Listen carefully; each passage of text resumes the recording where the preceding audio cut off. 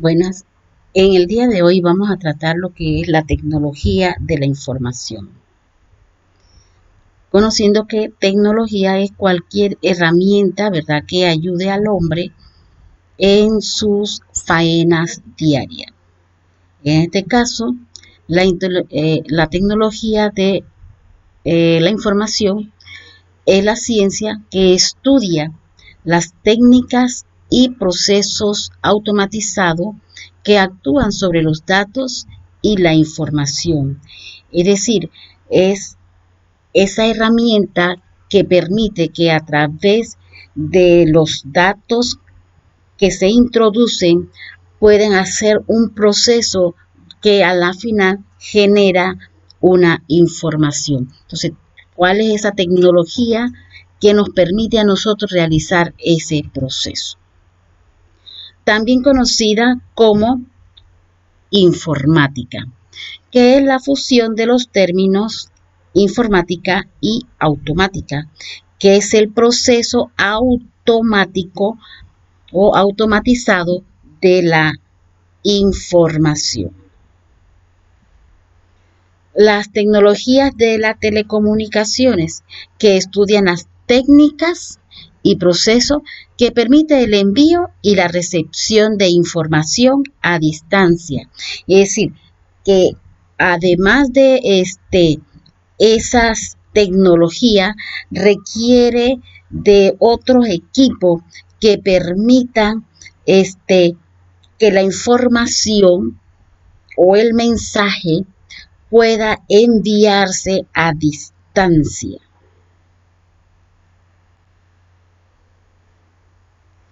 La teoría de la comunicación define a la tecnología de la telecomunicación como la forma de transmisión de la información. Lo que se transmite es un mensaje a través de un canal. También es la puesta en contacto entre pares. Es decir, debe existir un emisor y un receptor. Pongamos un ejemplo simple, sencillo, el uso del celular. Usted se convierte en un emisor cuando usted chatea, ¿verdad? Va a mandar ese mensaje a través de ese canal, ¿verdad? El uso del WhatsApp.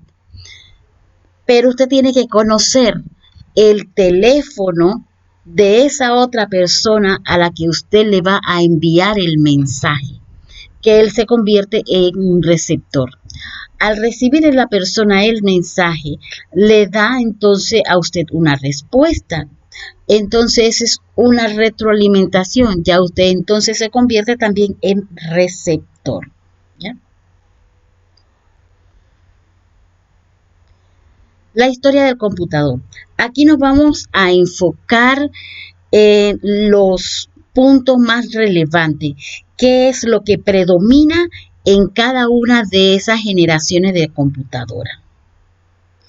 Desde el inicio, entonces, sabemos de que más que todas las computadoras fueron creadas, ¿verdad?, y utilizadas con fines militares. Prácticamente esa es la primera generación de computadoras que estaban hechas a través de los tubos al vacío. Es el periodo de 1940 o 1956. Es donde estaba la Primera Guerra Mundial. Esos equipos eran tan grandes que ellos ocupaban prácticamente como todo el tamaño de un aula de clase. Y ellas expedían demasiado calor y el costo de inversión era muy elevado. Entonces, realmente los que tenían el poder adquisitivo de esas computadoras era prácticamente el Estado, ¿ya? Y más que todo, la parte militar era lo que tenía mayor utilidad con esas computadoras. En la segunda generación se destacaron fueron los transistores. Las computadoras fueron creadas, ¿verdad?, pero con esos equipos con los transistores. Ellas tuvieron una gran ventaja porque se redujo el tamaño de las computadoras, ya no consumían tanto energía, el calor era menor lo que expedía y el costo de inversión de las computadoras era más cómoda, aunque no dejaban de ser costosa, y se incorporó el trabajo en tiempo compartido. En la tercera generación de computadora se vislumbró lo que eran los circuitos integrados. Es ahí donde también se genera lo que es los lenguajes de programación o los lenguajes de alto nivel, llámese COBOL, Fortran, Pascal, RPG, entre otros, ¿ya? Se dio la interconexión de equipos en red, creación de sistemas computacional y teleproceso. Esas interconexiones de los equipos en red se dio de esta manera. Había un servidor principal, una computadora principal, y vamos a decir, habían otras 10 computadoras. Entonces, ellas estaban conectadas en red, una tras otra. Le salía un cable de un lado, pasaba a la otra computadora en la parte de atrás, y se iban así entrelazando entre una computadora a otra. Ellas estaban conectadas. Pero si había por lo menos un problema en una de las computadoras, se tenía que revisar toda para saber dónde fue la fracción esa que la interconexión se afectó, ¿ya? Y entonces eso era mayor trabajo, porque entonces ya, como les decía, que ahí empezaron las creaciones de los sistemas computacionales, lo que era el teleproceso. Entonces se tenía entonces que recurrir a ver cuál era el problema, dónde se generaba, en qué máquina generaba que se interrumpía el proceso de la red, ¿ya? Así que lo que ocasionaba era que el trabajo se atrasaba. En la cuarta generación se hicieron entonces las computadoras incorporándole microprocesadores o microchip. Eso es en el periodo de los años de 1972 a 1982. Ya aquí entonces las computadoras se van incorporando a las pequeñas empresas, inclusive ya de uso personal. El costo era un poco más reducido, aunque no dejaban de estar costosa, digamos unos $4,000, $3,000, ¿ya? Se introducen entonces las memorias electrónicas, se crean las bases de datos, se desarrollan los lenguajes de propósitos múltiples, se inicia el establecimiento de las redes locales de microcomputadoras. En la quinta generación prevalece lo que es los avances tecnológicos. Tanto en esa generación, la quinta, la sexta y séptima, son los avances tecnológicos. Es aquí donde ya entonces las personas empiezan a poder adquirir las llamadas laptops o computadoras portátiles. Se empieza a generar lo que es, a producir lo que es la inteligencia artificial. Se fabrican computadoras llamadas inteligentes. El monitor realmente de esas computadoras ya se va cambiando, ya no son de cristal, son de tipo LCD. Se da función en lo que es la realidad virtual, el uso del Wi-Fi, el Bluetooth, los dispositivos móviles, los celulares, los accesos inalámbricos de los teléfonos, que en la época en que actualmente ustedes están viviendo, todos nosotros estamos viviendo. La parte de un sistema de cómputo.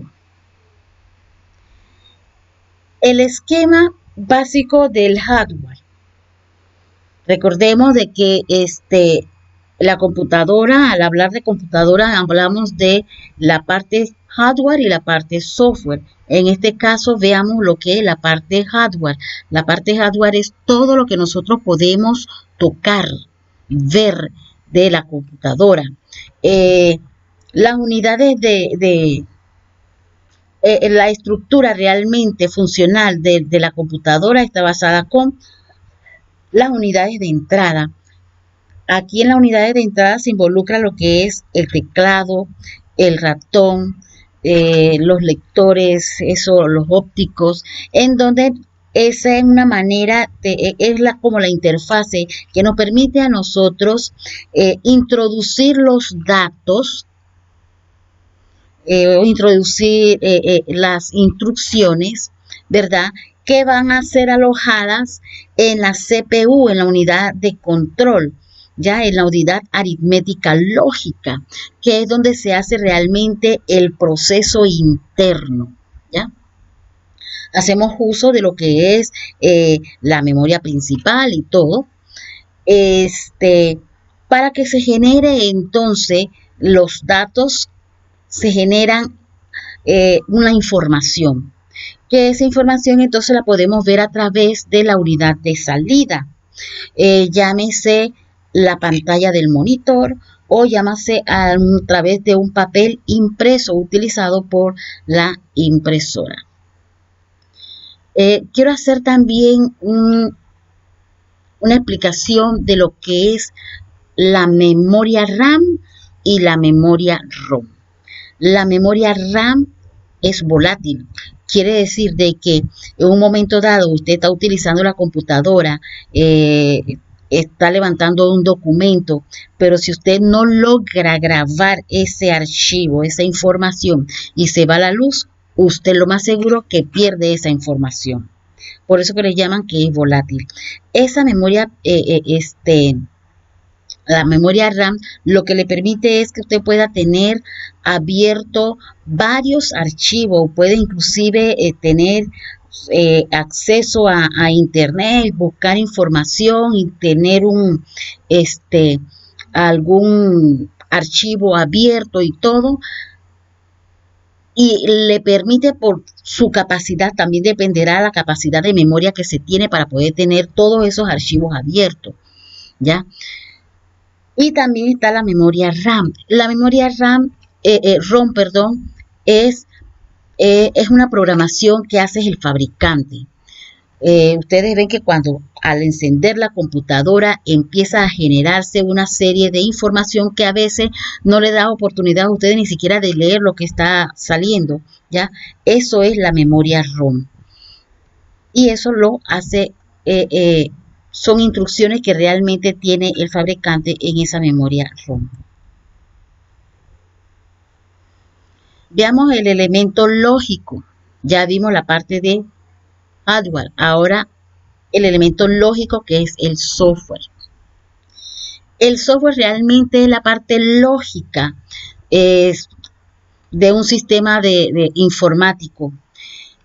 En el software realmente está compuesto por programas, por instrucciones ejecutables que le permite entonces que la computadora pueda gestionar o pueda trabajar. El software o programas necesita ser almacenado en un soporte físico, ya sea en una memoria principal, lo almacenamos en disco duro, una memoria masiva, ¿ya? Esos software pueden ser software básico o software del sistema y software de aplicación.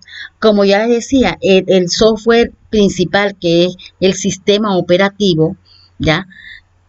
es importante, ya que ese es el software básico, ya que sin el sistema operativo las máquinas no pueden trabajar. Ustedes la encienden y lo que le va a aparecer es la pantalla totalmente en blanco, porque requiere de que se le instale un sistema operativo. Entonces también hay otros software o sistemas, software de sistema que nos permiten a nosotros hacer el mantenimiento de las computadoras, o son programas diagnósticos que nos indican a nosotros si hay la falta de algún controlador o la máquina tiene algún dispositivo o algo que le hace falta, o hay algo que está trabajando de forma inconsistente, y se puede hacer a través del mantenimiento, se puede hacer la corrección. Entonces los software de aplicación son ya paquetes de software que han sido elaborados por programadores, analistas de sistemas, ¿ya? En donde te hacen la programación de la facturación o de nómina, que son donde se generan las planillas de pago. Puede hacerse también un paquete de software estadístico, como el SPSS, que estadístico que lo utilizan para la parte de investigación. También están las aplicaciones específicas, como los procesadores de texto, la hoja de cálculo, lo que le llamamos el software de presentación.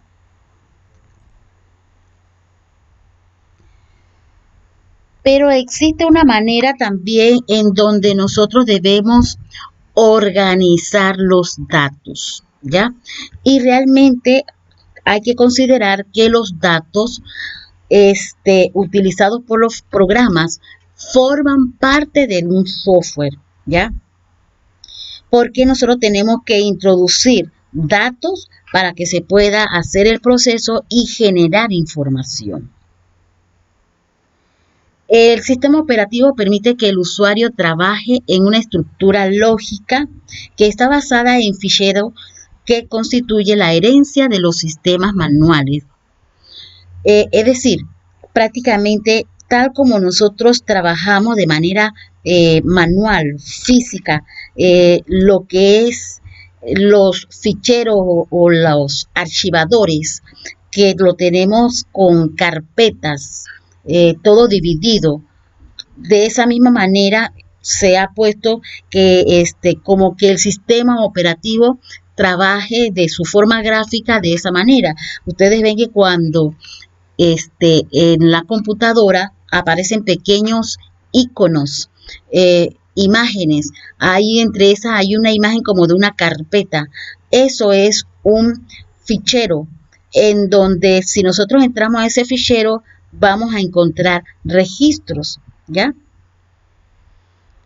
Los ficheros es un concepto lógico que representa un conjunto de información del mismo tipo referente a un determinado dato, tratado como una unidad de almacenamiento y organizada de forma estructurada para la recuperación de un dato individual.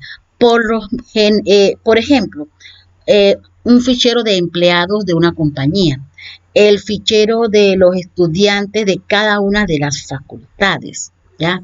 O el fichero de los libros en una biblioteca, sino cómo nosotros vamos a buscar vamos a la biblioteca Simón Bolívar, o a la Biblioteca Nacional de la Universidad, o aquí mismo la biblioteca Diógenes Cedeño Sensi, y todo está organizado en anaqueles, pero esos anaqueles están rotulados, donde están los libros seccionados, vamos a decir, el libro de ciencias naturales, todos están agrupados, libros de informática, todos también están agrupados. De esa misma manera funcionan los ficheros en la computadora, a través de pequeños ficheros o carpetas o archivos, y nosotros vamos archivando entonces eh, los registros,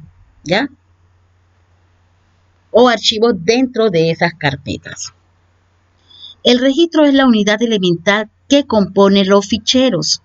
Contendrá la información correspondiente a cada elemento individual. Cada registro de un fichero se compone de unidades más simples denominadas campos. Ejemplo, se puede tener, cada uno de ustedes tiene un registro. En ese registro está compuesto por campos. Es decir, el registro de Amelia García tiene los campos de el nombre, el apellido, la cédula, el lugar de residencia, el teléfono celular o teléfono residencial, etcétera, ¿ya? Pero esos datos, esos campos corresponden al registro de una persona, ¿ya? Y aquí los campos representan una información unitaria e independiente dentro de un registro, ¿ya? Veamos cómo se pueden organizar los datos a través de las llamadas llaves. Las llaves es un campo o puede ser un conjunto de campos usado para identificar un registro dentro de un fichero, para la cual cada registro mantenga diferentes valores.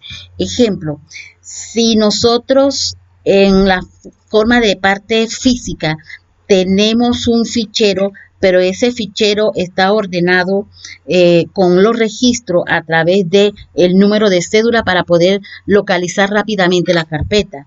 Es lo mismo, aquí la base, el campo, ¿verdad?, que nos permite a nosotros crear como una llave es la cédula, porque ese campo nadie lo repite una cédula, ¿ya?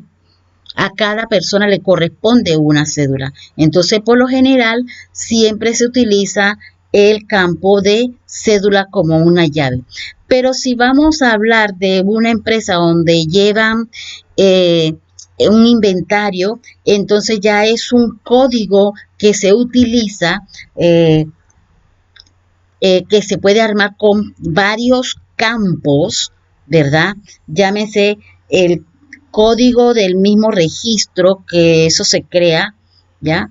Y un código, vamos a decir que hay varios anaqueles y los anaqueles están numerados como para saber en qué anaquel está ese registro. Entonces se hace a través de un código que identifica ese registro y el código del anaquel. Entonces la llave está compuesta por esos dos campos para poder identificar rápidamente en qué anaquel está ese registro, ¿ya? Y está la base de datos, que permite resolver problemas de duplicidad. Como les decía, la cédula. Si se tiene, vamos al Ministerio Público, la Contraloría o vamos a ver el Tribunal Electoral que se mantiene en registro de cada uno de nosotros.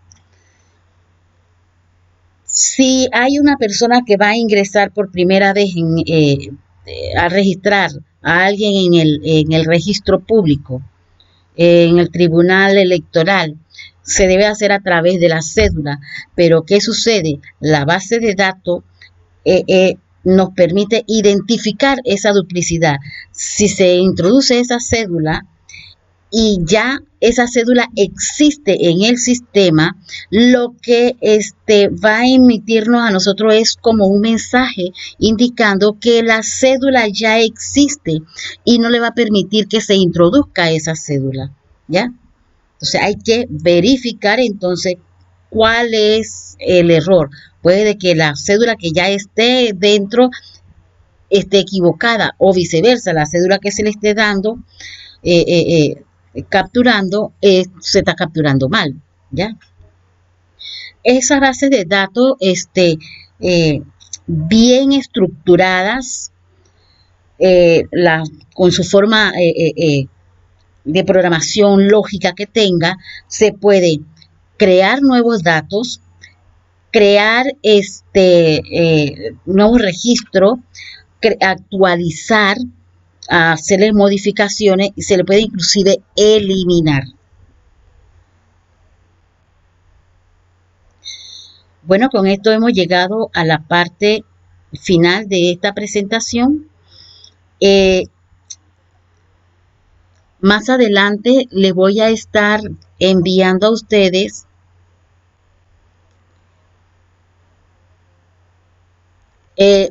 una investigación, un trabajo grupal que va a estar colgado en la plataforma.